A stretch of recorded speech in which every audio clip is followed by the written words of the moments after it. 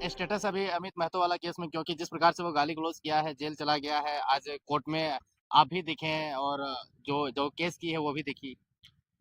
हाँ, अमित महतो के परिजनों से बातचीत हुई थी। उन्होंने फ़ोन करके मदद माँगा था हुँ, और काफ़ी कुछ बातें हुई। उन्होंने बताया कि आवेश में आके और हुँ, प्रोवोक होके जिस तरीके के उकसाऊ भाषण चल रहे थे दोनों तरफ से, हुँ, हुँ, तो बोल के चला गया है, ऐसा केस हो गया है, तो उसपे क्या करना चाहिए आगे? तो उनके पिताजी रिटायरमेंट की उम्र में है, करीब 70 वर्ष के लगभग उम्र हो रही है उनकी। हुँ, और ऐसे समय में अगर कोई परिजन मदद माँग रहे हैं और बीच में अमित से भी बात हुई थी।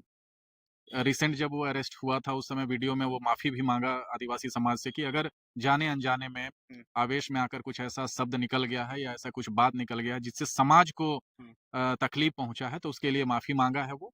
और जब उनसे व्यक्तिगत बातचीत हुई तो उन्होंने कहा कि दादा आवेश में आके हो गया ऐसा, दोनों तरफ से ऐसा रेसा-रेसी चल रहा चल था, रहा है। तावा-तावी का माहौल था। हुँ, उधर से कुछ लोग बोल रहे थे, इधर से कुछ लोग बोल रहे थे। हुँ, 100 कुर्मियों पे एक भारी आदिवासी बेटी नीम का भारी, पत्ता नीम कड़वा का है। पत्ता है, बहुत तरीके के चीज़ दोनों तरफ से हो रहे थे। हालाँकि हम दोनों ही पक्ष के लोगों का बराबर हम विरोध करते हैं कि इस तरीके का भाषा हाँ, का प्रयोग नहीं करना चाहिए। हुँ, लेकिन हाँ, ठीक है अब केस हो गया है, केस में उसकी अरेस्टिंग भी हो गई है, अब जेल भी चला गया है।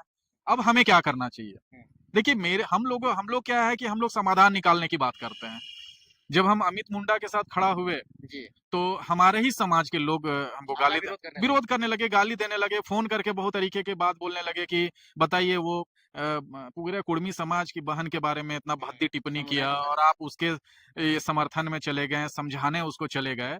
तो समाधान क्या है? हुँ, अगर कोई गाली दे दिया, हुँ, उसका क्या किया जाए? उसका गर्दन काट दिया जाए। हुँ, लोग जितने लोग हैं, हुँ, उतना लॉजिक है, हुँ, उतना समाधान है। हुँ, कुछ लोग बोलेंगे कि केस करना चाहिए, हुँ, कुछ लोग बोलते हैं कि मारना चाहिए, हुँ, कुछ लोग बोलते हैं कि उसका चमड़ी उधेड़ देना चाहिए, हुँ, कुछ लोग और क्या-क्या बोलते रहते हैं। लेकिन मेरा कहना है हुँ, कि जब हम उससे मिल रहे हैं हुँ, और हम जब उसकी मनोदशा रीड कर रहे हैं, हुँ, तो हमको ये समझ में आ रहा है कि जो सेंसेशनल कंटेंट सोशल मीडिया में वायरल हो रहा है, हुँ, चाहे सरकारी आदिवासियों की तरफ से, चाहे कुर्मी समाज की तरफ से, जो कुछ विवाद चल रहा है, हुँ, भावना में आके, गुस्से में आके या गलतफ़हमी में आके लोग बयानबाज़ी कर रहे हैं दोनों तरफ से। हुँ, ये कब तक चलेगा? कोई तो एक अंत होना चाहिए ना? आप हमको बताइए, गाली समाधान नहीं है। हम दर्शकों से भी यह सवाल करना चाहते हैं हुँ, कि ये जो कुर्मी वर्सेस आदिवासी किया जा रहा है, इससे राज्य को क्या फ़ायदा होगा? क्या राज्य की शिक्षा व्यवस्था सुधर जाएगी? हुँ, क्या राज्य में स्थानीय नीति लागू हो जाएगा?